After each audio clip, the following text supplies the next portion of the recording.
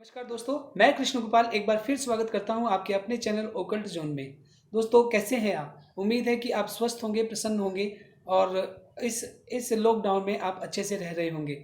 दोस्तों, हमने पिछली वीडियो में बात की थी अपने जन्म तिथि के आधार पर जन्मांक के बारे में कि किस तरह की पर्सनैलिटी आप हैं। अब इस वीडियो में हम बात करने वाले हैं भाग्यांक के आधार पर कि आप भाग्यांक आपका क्या है, कौन सा ग्रह आपको भाग्यांक से किस कार्यक्षेत्र में ले जाने वाला है, आप नौकरी करने वाले हैं, व्यवसाय करने वाले हैं, कैसा रहने वाला है आपका जीवन, कैसे रहने वाले हैं, आपकी अर्निंग।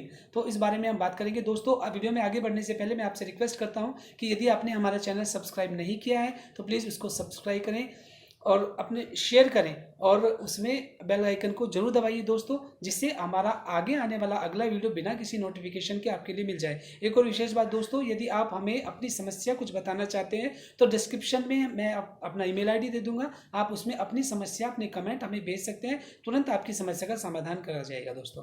तो चलिए हम आगे बात करते हैं। तो दोस्तों, आज अब हम बात करने वाले हैं भाग्यांक के बारे में। तो पिछले वीडियो में हमने आपको बताया था कि हम जन्मांक जब निकालते हैं तो जो हमारी डेट ऑफ बर्थ होती है, तिथि, हम उसको दोनों के 2 डिजिट्स हैं, अगर 2 डिजिट्स में है तो इनको 2 को जोड़ लेते हैं, तो इस तरह से ये 7 नंबर हो जाता है हमारा जन्मांक। अब अगर हम भाग्यांक की बात करें तो इसका भाग्यांक हम कैसे जोड़ेंगे? हम इस सारे डिजिट्स को जोड़ते चले जाएंगे और उसके बाद जो नंबर आएगा वो हमारा भाग्यांक होगा। कैसे करेंगे?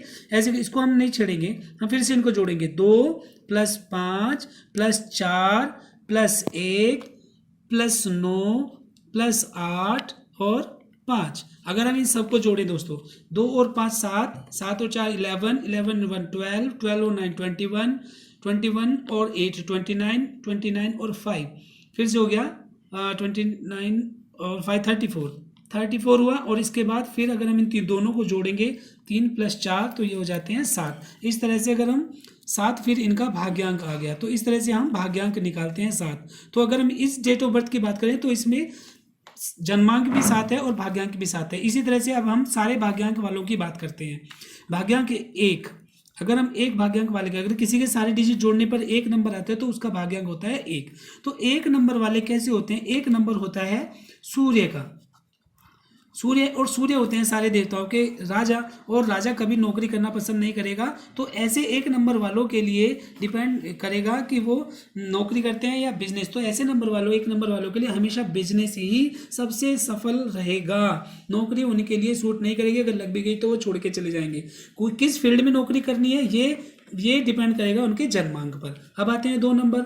2 होते हैं चंद्रमा ग्रह जो होते हैं वो होते हैं सी के लिए। सी वाटर है ना, सी वाटर, ओशियन। मान लीजिए इसमें ये लोग नौकरी करेंगे ज़्यादातर, और ज़्यादातर नौकरी भी करेंगे वो ओवरसीज, जैसे कहीं नेवी में जाएंगे, कि मर्चेंट नेवी में जाएंगे, या कहीं बाहर विदेश में जाके कोई काम करेंगे। ऐसे लोग उनके लिए करें, 2 नंबर वाले लोग ऐसे काम करेंगे।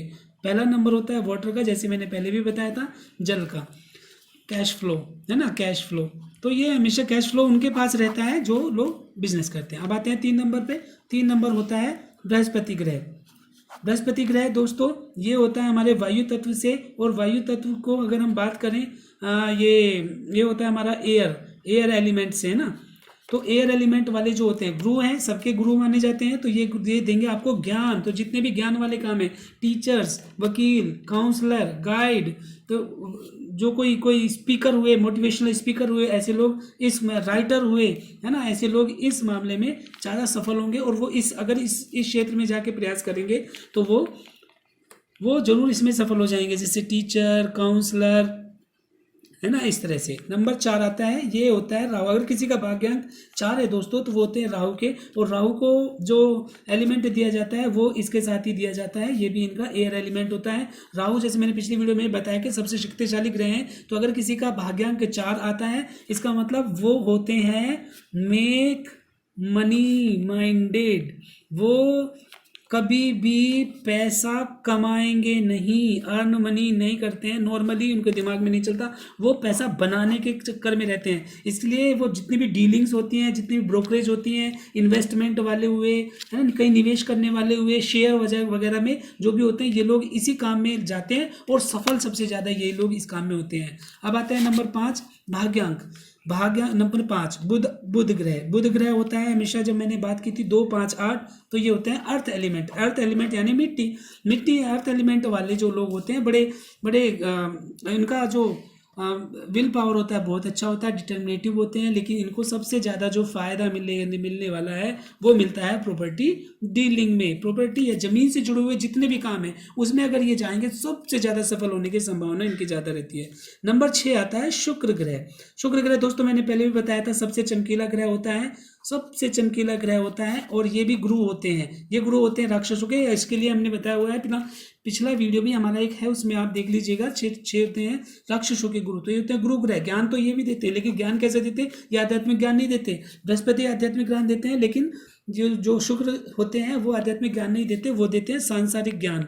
जो सबसे चमकीला ग्रह होने की वजह से इसका भाग्यांक जिस भी व्यक्ति का होता है, वो व्यक्ति जितने भी चमक धमक वाले लोग होते हैं, चमक धमक वाले काम होते हैं, हॉलीवुड बॉलीवुड जितने भी नाटक कंपनीज, टीवी कलाकार जितने भी होते हैं, सिंगिंग वाले जितने भी होते हैं, रिक्रिएशनल चीज़ें, गेम्स, स्पोर्ट्स, इस तरह की जितनी भी चीज़ें होती हैं, और ये सोना चांदी से जुड़े हुए जितने भी काम होते हैं वो सब लोग इसी काम में जाते हैं और इसे सफल होते हैं। अब हम बात करते हैं 7 नंबर होता है केतु ग्रह। जैसे मैंने पिछले वीडियो में अपना बताया था, ये वाले ग्रह ऐसे होते हैं जिनका ये ऐसे पर्सनैलिटी वाले लोग कभी थकते नहीं हैं, कभी हारते नहीं हैं, कभी वो दम नहीं लेते हैं, हमेशा काम उनको चाहिए, उनको कुछ ना कुछ काम। तो ये केतु ग्रह वाले जो होते हैं ये रहस्य नहीं होते, इनके अंदर रहस्य को खोजने की शक्ति होती है। जितने भी आपको रिसर्चर्स, साइंटिस्ट या कोई भी खोज करने वाले लोग, वैज्ञानिक वगैरह जितने भी मिलेंगे आपको 7 नंबर के मिलेंगे। तो इस तरह के लोग अगर इस फील्ड में जाते हैं, रिसर्च वगैरह में जाएंगे, तो बहुत ज़्यादा सफल हो जाएंगे। अब दूसरा इनका जन्मांक क्या होता है और किस फील्ड में इनको जाना चाहिए रिसर्च के बारे में, ये डिपेंड करेगा इनके जन्मांक पर। तो इस तरह से जन्मांक के लिए इसका पार्ट 1 जो हमारा पहला वीडियो का है, आप उसको देखेंगे तो आपको सब समझ में आ जाएगा। अब आते हैं हम नंबर 8 पे। 8 नंबर होते हैं शनि ग्रह, और शनि ग्रह हमेशा जुड़े होते हैं अर्थ एलिमेंट से, है ना, और ये होते हैं मेटल से। ये दोनों ग्रह मेटल से जुड़े होते हैं। तो अर्थ शनि ग्रह होते हैं अर्थ से, अर्थ एलिमेंट यानी 8 नंबर। अब मैं आपको बता दूं दोस्तों, जैसे मैंने पिछले भी वीडियो में बताया था कि 2 यानी कि अगर हम बात करें चंद्रमा की, बुध की और शनि की, तो ये 2 जो 5 8 होते हैं ये होते हैं अर्थ ग्रह। लेकिन एक बात और है दोस्तों, यदि अगर मान लीजिए किसी का जन्मांक 1 है और भाग्यांक किसी का 8 आ गया, है ना, ये तो हो गया जन्मांक और ये हो गया भाग्यांक।